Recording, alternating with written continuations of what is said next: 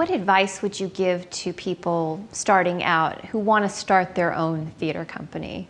The first thing I would do is think about what resources you already have. If you're artistic and you think you can draw your own logo, great, do that.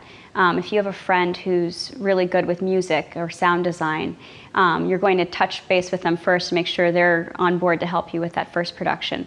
But I think the most critical thing is to have a passion project. There's got to be that one play you've always wanted to do.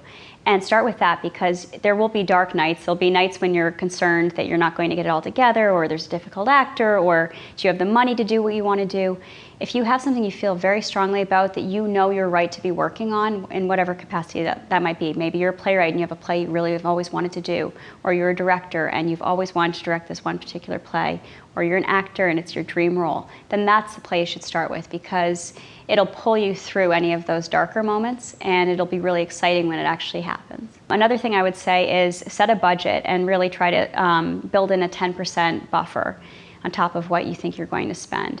So let's say you have a budget of $1,000, build in an extra $100 that you're going to need just in case for contingencies. You know, a prop breaks and you need to replace it, or you need to transport this set that you suddenly found for free at Materials for the Arts.